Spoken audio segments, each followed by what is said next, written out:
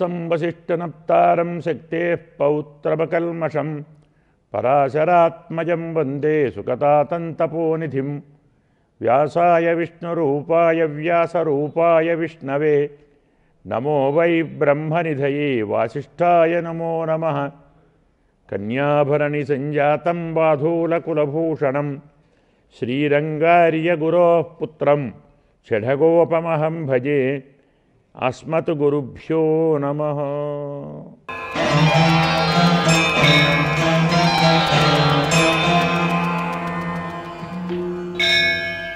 భగవన్నామ సంకీర్తనము అనన్యభక్తితో చేయటం అనేది ధర్మబద్ధమైన విషయం. ఇది మరేదో కాదు, పరమాత్మ నామాన్ని భక్తితో సంకీర్తనం చేయాలి. అలా చేయటం ధర్మ విధి. ఇది చాలా సులభోపాయం. నామ సంకీర్తనం చెయ్యటానికి పెద్దగా మనం కట్టబడవలసింది ఏమీ లేదు కదా. ఎక్కడికో వెళ్ళవలసిన పని లేదు, ఏవేవో కూర్చుకోవాల్సిన పని లేదు, ఎవరి సాయమో అర్థించవలసిన అవసరము లేదు. మనం ఉన్న చోట, మనం కూర్చున్న చోట మనకు అప్రయత్నంగా వచ్చేటువంటి పరమాత్మ నామాలను ఏవి పలికినా ఒకటే కదా. అనంత, వైకుంఠ, ముకుంద, కృష్ణ, గోవింద, దామోదర, మాధవ, మీ ఇష్టం. మీకు నచ్చిన, మీరు మెచ్చిన, మీకు తోచిన, మీకు అనిపించిన, మీరు చెయ్యాలనుకున్న అనంతనామం కదా స్వామి. అనంతనాముడు కాబట్టి ఏ నామాన్నైనా సులభంగా సంకీర్తన చేయవచ్చు, ఎక్కడైనా చేయవచ్చు, ఎప్పుడైనా చేయవచ్చు, ఎవరైనా చేయవచ్చు. ఏ కోరికతోనైనా చేయవచ్చు, ఏ కోరిక లేకుండానైనా చేయవచ్చు. సకామ ప్రక్రియ, నిష్కామ ప్రక్రియ, ఇహలోకం, పరలోకం, పరమపదం, ఏవి కావాలన్నా చేయవచ్చు. అందుకోసం ఇది మనకు ధర్మబద్ధము, ఇది సులభోపాయము. అందులో మనకు నచ్చినవాడు కదా స్వామి. ఇష్టమైన వాని పేరు పలకటం సంతోషం కదా. ఇష్టం లేని వాని గురించి మాట్లాడాలంటే ఇబ్బంది కానీ కష్టం కానీ, మనకు అందరికీ ఆయన ఇష్టుడు. పరమాత్మ ప్రతివారికి ఇష్టుడు. కశ్చ ఏక ప్రియదర్శన అంటుంది రామాయణం.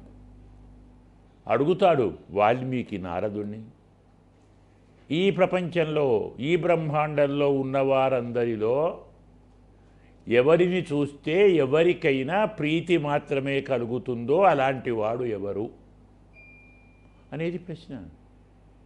ఎవరిని చూస్తే, ఎవరికైనా, ఎప్పుడైనా, ఏ సమయంలోనైనా, ఏ పరిస్థితిలోనైనా ప్రీతి మాత్రమే కలగాలి అంటే ఆ పరమాత్మ సర్వప్రియుడు, సర్వహితుడు, అందరికీ ప్రీతి కలిగించేవాడు, అందరికీ ఇష్టుడు, అందరికీ హితాన్ని కలిగిస్తాడు.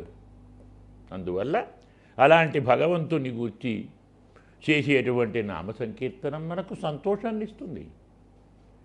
ఇబ్బందిని పెట్టదు, దుఃఖాన్ని ఇవ్వదు, బాధనివ్వదు, కష్టాన్ని ఇవ్వదు.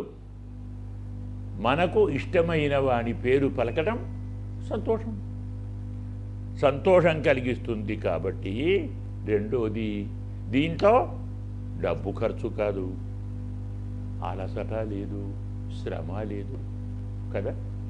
ఉన్న చోట కూర్చొని రామ, కృష్ణ, గోవింద అనటానికి ఎంత డబ్బు ఖర్చు అవుతుందండి? ఎంత కష్టపడతామండి?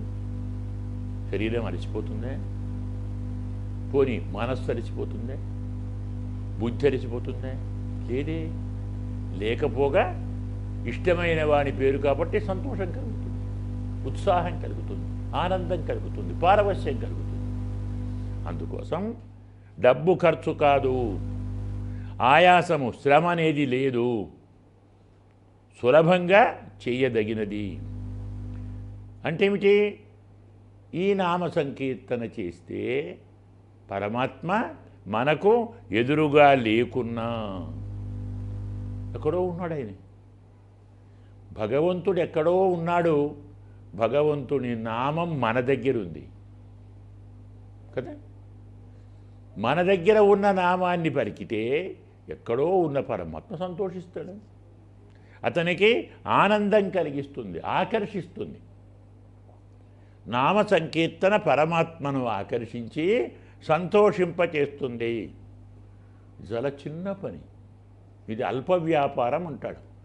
వ్యాపారం అంటే బిజినెస్ కాదు, పనిని వ్యాపారము అంటారు. ప్రవర్తనకు వ్యాపారము అని పేరు.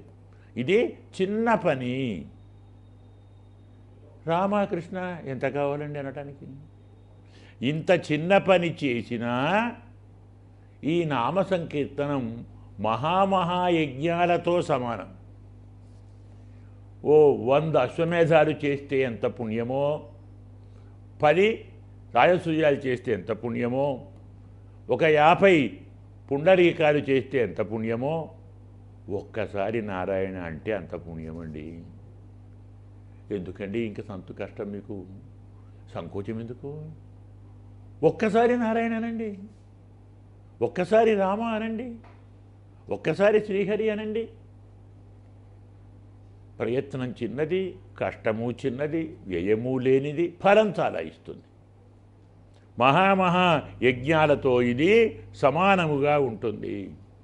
అంతేకాదు, గొప్ప యజ్ఞాలతో సమానము పెద్ద పెద్ద భయాన్ని పోగొడుతుందండి. ఇచ్చే ఫలితం చాలా పెద్ద ఫలితం, గొప్ప ఫలితం. ఏమిటది? సంసార భయాన్ని పోగొడుతుంది. మనకున్న భయం అదే కదా. మనం అందరం మంచివాళ్ళమే, అనుమానం ఏం లేదు. కానీ ఈ సంసారం ఏం చేస్తుంది? మనం చెడ్డవాళ్ళని చేస్తుంది కదా. భార్య, పిల్లలు, మనుమలు, మనవరాళ్ళు, బంధువులు, వాళ్ళ కోసం ఏదో కావాలి, వాళ్ళకి ఏదో కూర్చాలి, వాళ్ళు సంతోషంగా ఉండాలి, వాళ్ళకన్నీ ఇవ్వాలి. ఇవ్వలేం, వాళ్ళు ఉండలేరు. ఎందుకంటే ఎవరి జాతకం వాళ్ళది, ఎవరి గ్రహచారం వాళ్ళది, ఎవరి కర్మ వాళ్ళది. ఏ ఒక్కరూ పక్కవారి కర్మను తప్పించలేరు కదా. అవునా? అయినప్పుడు వారి వారి కర్మల వలన వారు మరి ఇబ్బందులకు, బాధలకు, దుఃఖాలకు గురవుతే మనం ఏం చేస్తామండి? ఏం దేవుడండి, ఇంతగా నమ్మితే, అంతగా కొలిస్తే, ఇంత సేవ చేస్తే మా వాళ్ళకి ఇన్ని కష్టాలు ఇస్తాడా? ఆయన దేవుడు అంటామా లేదా? అంటే భయం కలిగించే సంసారం భయం తొలగించే పరమాత్మను నిందించేలా చేస్తుంది, ద్వేషించేలా చేస్తుంది, భగవంతుడికి దూరంగా ఉండాలి అనిపిస్తుంది. అవునా? అందుకే ఇష్టం ఉన్నా లేకున్నా ఏ కష్టము లేదు, ఏ ఖర్చు లేదు. కాబట్టి ఒక్కసారి నారాయణ అనండి, ఒక్కసారి రామ అనండి, ఒక్కసారి కృష్ణ అనండి. మీకు సంసార భయం తొలగిపోతుంది. ప్రయత్నం చిన్నది, ఫలితం చాలా గొప్పది, మహాయజ్ఞాలతో సమానమైనటువంటిది. రెండోది, కొన్ని పనులు చేస్తుంటే మనకు కొన్ని పాపాలు వస్తాయి తెలియకుండా. ఆచమనం చేయాలి. ఎలా చేస్తాం ఆచమనం? ఏదో కేశవాయ స్వాహ, లేదు అచ్యుతాయ నమః, చేతిలో తీర్థం ఉంచుకొని చేతితో నోట్లో వేసుకోవాలి. నోటితో చేతిలో ఉన్నదాన్ని తీసుకోకూడదు. అందరూ ఏం చేస్తారండి? ఇలా చేతిలో వేసుకొని జురుతారు, పెరుగులాగో మజ్జిగలాగో. పెదవులు అరచేతికి తాకకూడదు తీర్థం పుచ్చుకునేటప్పుడు. అరచేతిలో తీర్థం వేసుకొని ఇలా పైనుంచి నోట్లో వేసుకోవాలి. పెదవులు అరచేతికి తాకకూడదు. తాకి చేసిన తీసుకున్నప్పుడు శబ్దం, ధ్వని వచ్చిన ఆచమనం వల్ల పుణ్యం రాకపోగా పాపం వస్తుంది. అన్ని కర్మలంతే.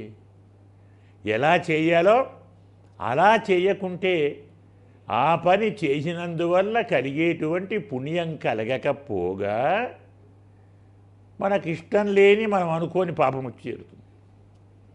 కానీ భగవన్నామ సంకీర్తనకి ఆ భయం లేదు. మీరు ఎలా చేసినా సరే పాపం రాదు.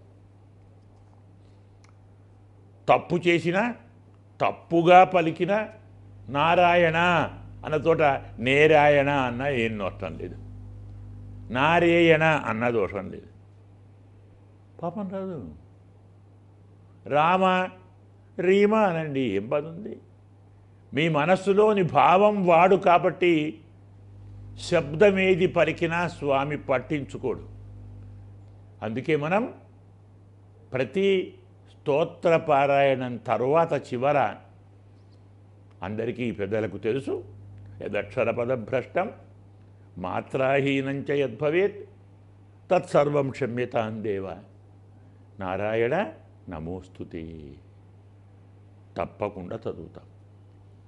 పొరపాటున నీవు చేసే పరమాత్మ నామ సంకీర్తనంలో ఏవైనా అక్షరాలు తప్పిపోతే, జారిపోతే, ఒక అక్షరం బదులు ఇంకో అక్షరం ఉచ్చరిస్తే,